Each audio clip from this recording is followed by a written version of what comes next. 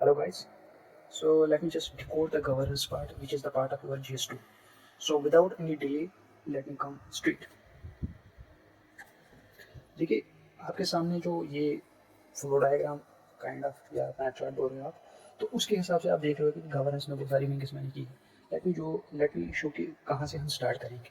देखो पहला जो है हम सिलेबस स्टार्ट करेंगे, then will move forward to the keyword section, will move forward to the previous year questions, then हम keywords पे again जाएंगे, then we will go the material, then we will go the reading part। यहाँ पे बहुत सारे readings करेंगे हम, जैसे मैं आपको दिखाऊंगा कितनी रीडिंग्स करनी है क्या नहीं करनी वो आपके हिसाब से करनी होंगी। then we will move to the note making section, then we will do some predictions, कैसे क्वेश्चंस प्रेडिक्ट करते हैं या एनालाइज करते हैं कि ये आएगा ये नहीं आएगा। उसके बाद हम आंसर राइटिंग पे जाएंगे, then we will move forward to the evaluation part. Then इससे आगे टॉपर्स कॉपी जो वो एनालाइज करेंगे, उससे बहुत कुछ सीखेंगे कि वहाँ से डेटा जो हो कैसे एक्सट्रैक्ट करना है। हाउ टॉपर्स कॉपी जो है, वो जो टॉपर्स कॉपी है वो हम कैसे ऐसा रेफरेंस रखेंगे फॉर आवर पेपर्स इवैल्यूएशन। उसके बाद हम जाएंगे सीधे आंसर बिल्डिंग पे, जो कि मेन पार्ट है आंसर बिल्डिंग का। मेरे हिसाब से आंसर राइटिंग से भी बेहतर जो है you have to start and focusing on the answer building, जो कि मेन चीज़ है। The game is of the means right. So जो आंसर राइटिंग का जो खेल है ना, तो यही सारा कुछ है, ये गेम है। तो इसके बाद हम जाएंगे that is your virtuous cycle. अगर आप इस चीज़ को फॉलो कर रहे हो तो believe me you are in a virtuous cycle, believe me. So let me come here. तो सिलेबस में बात करते हैं। आई एम एक्सपेक्टिंग कि हमें कुछ भी नहीं पता है, कुछ भी नहीं, जीरो। जैसे कि मैंने प्रिपेयर स्टार्ट किया है, मैंने पॉलिटी पढ़ी है या कुछ कुछ, अभी मैंने गवर्नेंस नहीं पढ़ा है। अब मुझे इतना तो पता है कि गवर्नेंस जो है वो मीन्स में, राइट, वो GS2 में मीन्स में आता है। सो आई एम एक्सपेक्टिंग कि मुझे कुछ पता ही नहीं, आपको भी नहीं पता होगा, मैं इतना एक्सपेक्ट कर रहा हूँ। फॉर इंस्टेंस हमें पता ही नहीं। सो हम सिलेबस से स्टार्ट करेंगे, we will go with the syllabus. I will show you the syllabus part. अब देखिए यहाँ सिलेबस मैंने मेंशन किया हुआ है और इसके रिलेटेड क्वेश्चंस भी मैंने मेंशन किए हुए हैं, but I will show you how to read the syllabus and how to highlight the keywords also. Okay, let me just show it. अब देखो मैं रीड कर रहा हूँ, मुझे कुछ भी नहीं पता है। देखिए important aspects of the governance, that means governance यहाँ पे कीवर्ड है। इसके रिगार्डिंग क्या है, ट्रांसपेरेंसी एंड अकाउंटेबिलिटी, ठीक है। ब्रैकेट में क्या दिया हुआ, institutions and other measures, that means those institutions and the measures that is going to be that is going to have a direct और indirect क्या बोलते हैं उसको, impact on the governance part, जो कि आपकी ट्रांसपेरेंसी और अकाउंटेबिलिटी को मेंटेन करें।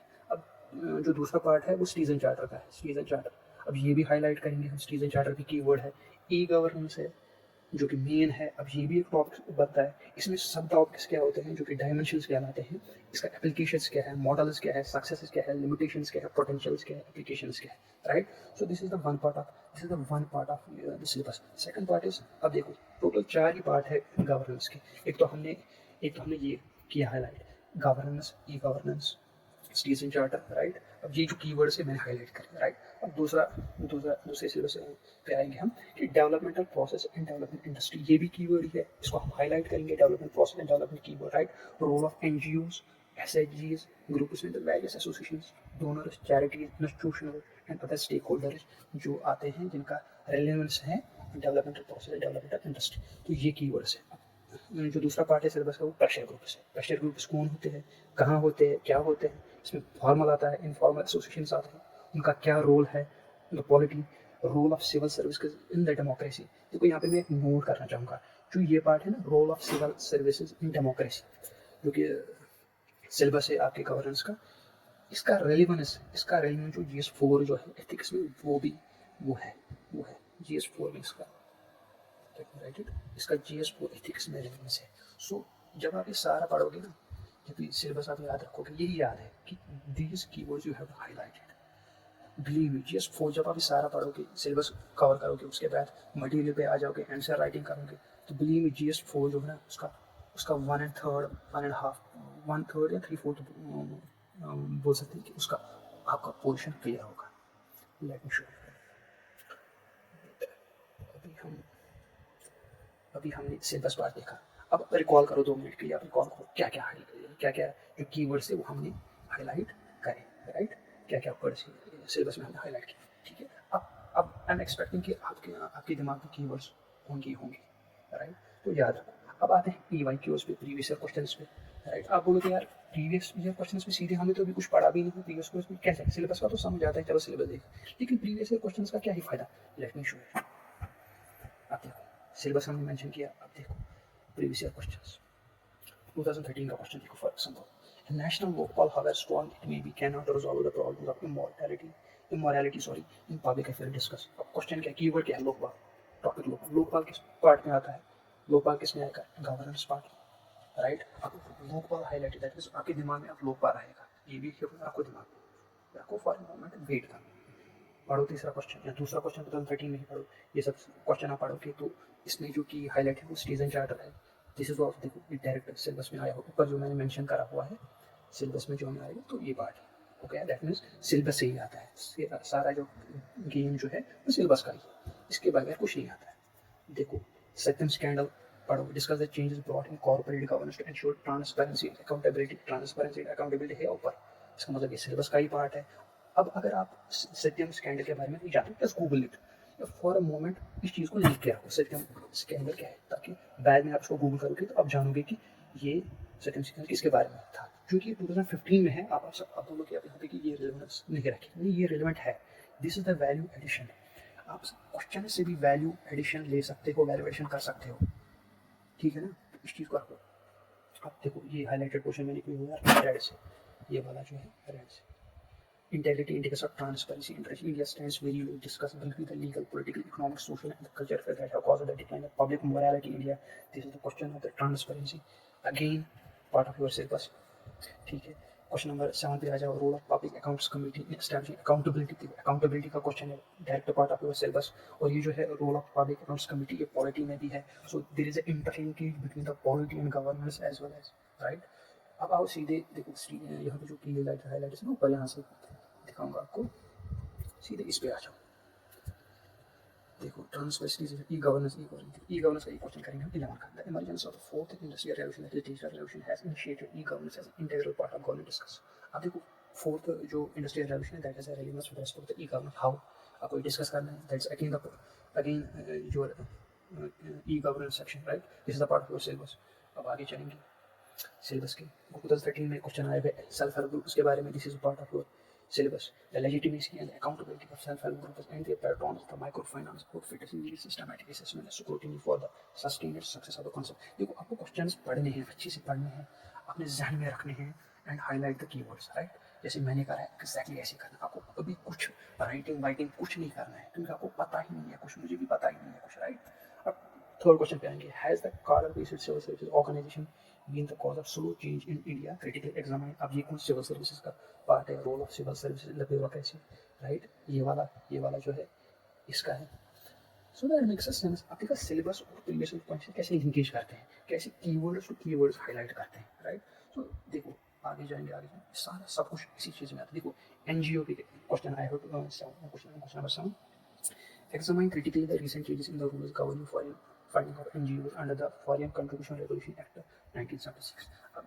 अब देखो role of FCRA in NGOs। अब आपको देखो इस क्वेश्चन से आपको ये भी हाईलाइट करना है कि FCRA वेरी इंपॉर्टेंट बनता है। अब FCRA का रोल क्या है? अब जब आप कल को कुछ मटेरियल पढ़ोगे तो whenever you encounter word FCRA foreign contribution regulation act, आपके दिमाग में क्लियरली ये क्लिक हो जाएगा कि नहीं, दैट हैज अ रेलेवेंस, क्योंकि आपने पढ़ा हुआ है, राइट? प्रीवियस ईयर क्वेश्चन आया हुआ है, तो दैट मेक्स सम रिलेवेंस, तो आप उस चीज़ को तवज्जो देंगे, राइट?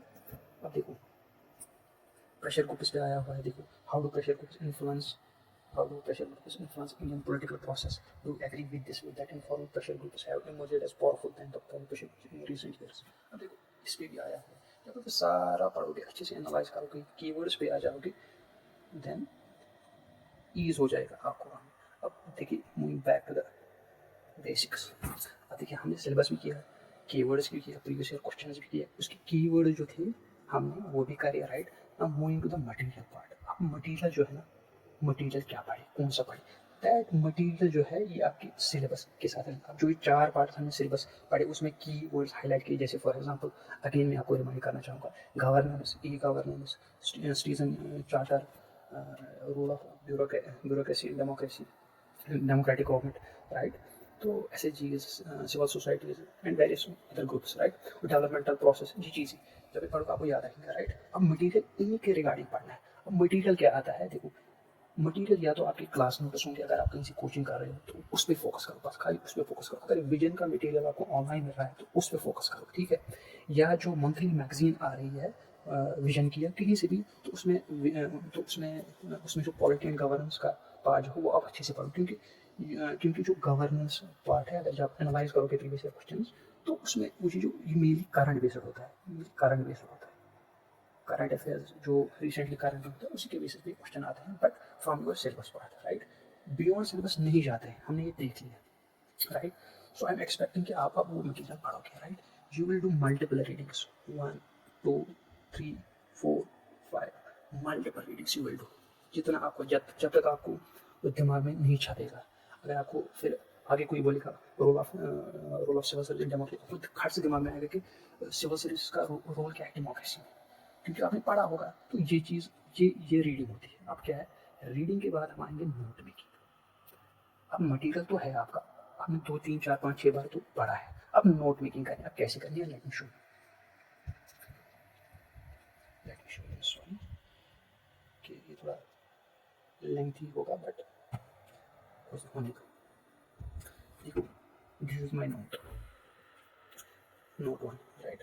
अब देखो गवर्नेंस पे हमने देखा था कि गवर्नेंस जो वो कीवर्ड है, सिलेबस में भी आया है, उस पर क्वेश्चन है। देखो मैंने नोट कैसे बनाए, मैंने मटेरियल पढ़ा है, देखो नोट कैसे है।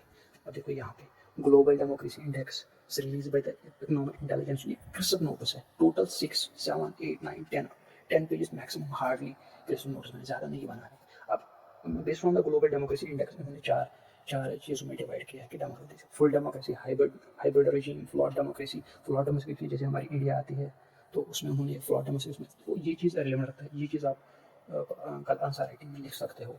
गुड गवर्नेंस है, अब this is the pre condition for development given by the world bank, right? अब इसकी 8 कैरेक्टरिस्टिक्स है, कौन कौन सी, ये देखो, accountability, effective and efficient responsive, equity and inclusive, consensus oriented, तो ये चीज़ें आपको हैंडी होनी चाहिए, राइट? अब देखो यहाँ पे मैंने कन्फ्यूशस की एक जो कोट है वो भी लिखे कि Confucius describe the righteousness at the foundation of the good governance and peace. दूसरी कोट है, information is the currency which runs democracy the Thomas Jefferson. तो ये आप लिख सकते हो, सिंपल होना चाहिए। डायमेंशंस ऑफ डेमोक्रेसी क्या है, political, social, economical, legal and judicial, administrative, right? तो ये होता है। These dimensions are given by the Department of Research and Policy and its report State of Governance जो उसके रिपोर्ट में उन्होंने दिया था डायमेंशन। अब गवर्नेंस इश्यूज आएंगे कल, question for example issues in governance, इसी डायमेंशन के बेसिस पे उसको लिख सकते हैं। जैसे बहुत सारे टॉपिक्स आपको बोलते हैं कि बॉडी में आपको डायमेंशन में लिखना होता है, पॉलिटिकल डायमेंशन, सोशल डायमेंशन, तो ऐसे इश्यूज में भी आप डायमेंशन ऐड कर सकते हैं, जैसे मैंने यहाँ पे लिखा है। ये वर्ल्ड वाइड जो गवर्नेंस इंडिकेटर्स वो कौन कौन से होते हैं, जैसे voice accountability, government should be effective,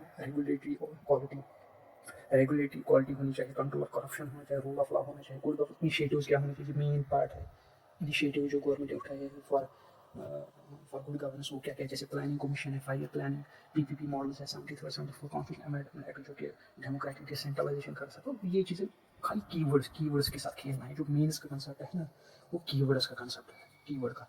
फिर उसके बाद आरटी है, सोशल ऑडिट है, डिजी लॉकर है, माई गवर्नमेंट.इन है, सिटीजन चार्टर है, लेबर कोड्स है, जो 4 है, सेवोत्तम मॉडल है। तो these are some good initiatives on part of the good governance, right? This is one page of my notes. Second, अब देखो सेकंड पार्ट में क्या है, गवर्नेंस डायमेंशन, राइट? जो गवर्नेंस डायमेंशन है, political, social, administrative, legal, economic, उनमें भी फिर सब डायमेंशन होते हैं। जैसे पॉलिटिकल डायमेंशन में exercise of franchising, profile and conduct of representation, functioning of the legislature होना चाहिए। अगर नहीं होना चाहिए तो क्या होगा, पॉलिटिकल डिसेंट्रलाइजेशन, जैसे 74 अमेंडमेंट एक्ट होता है। इकोनॉमिक डायमेंशन में जाएंगे तो फिस्कल गवर्नेंस होना चाहिए, राइट? फिस्कल डिसेंट्रलाइजेशन का भी कंसेप्ट आ रहा है आजकल, तो वो होना चाहिए। बिजनेस एनवायरनमेंट होना चाहिए, support to the privacy sector, private sector और प्राइमरी सेक्टर का भी कंसेप्ट यहाँ पे उसको भी होना चाहिए। ऐसे ही सोशल डेमोक्रेसी है, राइट? अब देखो ये इस चीज़ को भी आप हाईलाइट कर सकते हो, जैसे मैंने ये लिखा है, Raj Narain versus union of India, RTI embedded in article 90। देखो इस चीज़ का देखने का मकसद यही है, सिंपल दिखाने का मकसद यही है कि कैसे नोट्स बनाने हैं, right? These are very crisp, ऐसे ही बनाने हैं बस, एग्जैक्टली ऐसे। और देखो थर्ड पार्ट में जाएंगे, तो थर्ड सेवोत्तम मॉडल, बहुत बारी आपने सुना होगा किसी मतलब मॉडल से रिक्वायरमेंट क्या है, is given by the second ARC, right.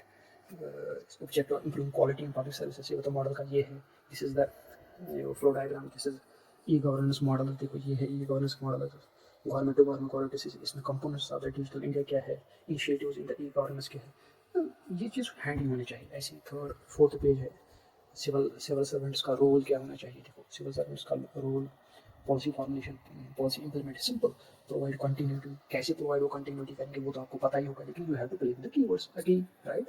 Weberian model क्या है, उसके क्या फीचर्स है, सिविल सर्विस रिफॉर्म्स क्या होने चाहिए, जैसे इसमें प्रीवियसली क्वेश्चंस भी आए तो इसी से आते हैं, रिफॉर्म्स होने चाहिए, क्यों होने चाहिए, अगर होने चाहिए तो किस चीज़ में, किस डायमेंशन में होने चाहिए।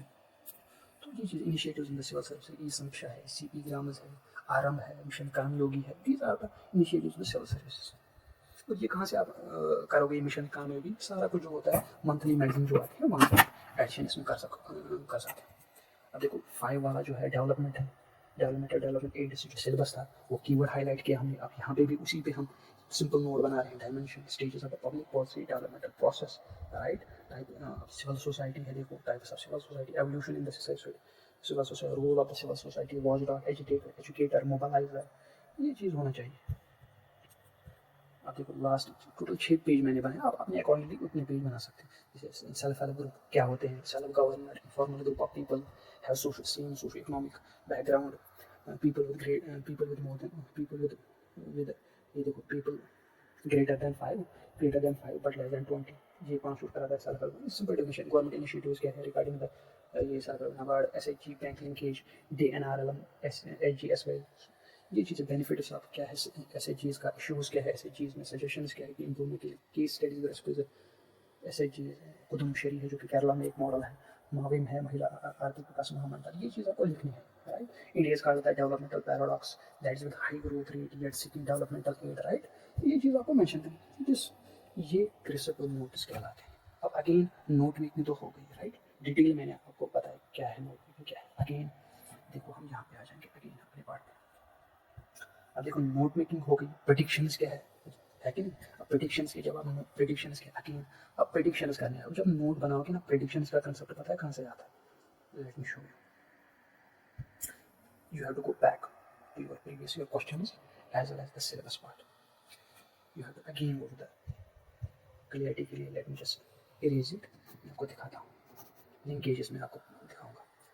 देखो प्रेडिक्शंस, राइट, यहाँ पहुँचते हैं प्रेडिक्शंस आपको PYQs और सिलेबस को देख के करने हैं।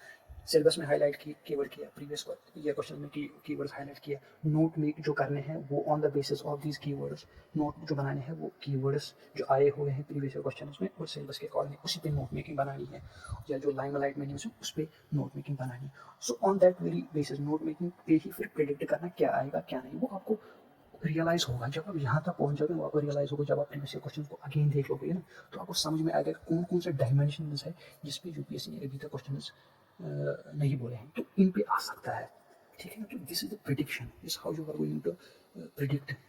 उसके बाद क्या है आंसर राइटिंग। अब बहुत सारे टॉपर्स और बहुत सारे आपको बन के फ्रॉम द वेरी बिगनिंग जब से आप पढ़ोगे तो आप आंसर राइटिंग करोगे, मेरे हिसाब से ये बेवकूफ़ी है। लिखोगे क्या सर, लिखोगे क्या, आंसर राइटिंग करना है तो कंटेंट तो होना चाहिए ना। अब चूंकि आप नोट मेकिंग करा है, पढ़ा है, प्रिडिक्शंस की है, तो आंसर राइटिंग आप करनी है आपको। जब आप आंसर राइटिंग करो वो किस पे बेसिस का, अगेन प्रीवियस ईयर क्वेश्चन उठाने हैं, उनको ही आंसर राइट करना है। इसके फायदे में बताऊंगा। देखो आंसर राइटिंग जब आप करोगे ना प्रीवियस ईयर क्वेश्चन, आपको कोई और क्वेश्चन नहीं करने है फिलहाल, आपको आंसर राइटिंग करनी है प्रीवियस क्वेश्चन। क्यों, क्योंकि आपने जो नोट बनाए हुए हैं, राइट, वो कीवर्ड्स जो प्रीवियस ईयर क्वेश्चन उस सिलेबस के अकॉर्डिंगली बनाए हुए, इसका मतलब आपको दिमाग में वही है, राइट। आंसर राइटिंग करोगे तो इसी बेसिस पे करोगे, लिंकेज बन गया है कि, तो आपके दिमाग में छप जाएगा, आपकी उंगलियों पे ऐसे आ जाएगा कि आंसर राइटिंग कैसे करनी है। और प्रीवियस ईयर क्वेश्चन 2013 से करो, 2010 से करो, वो आप पे डिपेंड है, आप पिछले 5-3-4 सालों से करो, जैसे आप कन्वीनियंट हो वैसे हो, तो उसके हिसाब से करो आप, तो ऐसे टिप्स पे आ जाएगा आपको। उसके बाद आता है कॉन्सेप्ट इवैल्यूएशन का, राइट। इवैल्यूएशन कैसे करें, अब आपने आंसर लिखा, you have to do the self evaluation. मेरा यही मानना है कि मेरे हिसाब से you go for the self evaluation. अब आप बोलोगे सर सेल्फ इवैल्यूएशन करेंगे कैसे, राइट। जब आप आंसर राइट आप करेंगे, आप आपने लिखा तो सही, तो लेकिन करेंगे कैसे, राइट। अब आपको इतना तो पता ही है कि सबको कि पहले 3 पार्ट्स होते हैं आंसर के। एक तो पहला होता है कि पहले जो होता है वो बीच में बॉडी आता है, लास्ट में कंक्लूजन आता है, पहले जो आता है वो आता है एब्स्ट्रैक्ट, मतलब जैसे हम इंट्रोडक्शन पार्ट इसको इंट्रोडक्शन, ये मेन 3 होते हैं। देखो अब इसको क्या करना है आपको, अगर 10 मार्क का क्वेश्चन है मेरे हिसाब से, अगर आपको 10 मार्क का क्वेश्चन है इसको 2 में डिवाइड करो, कंक्लूजन को 2 में और इसको 6 में।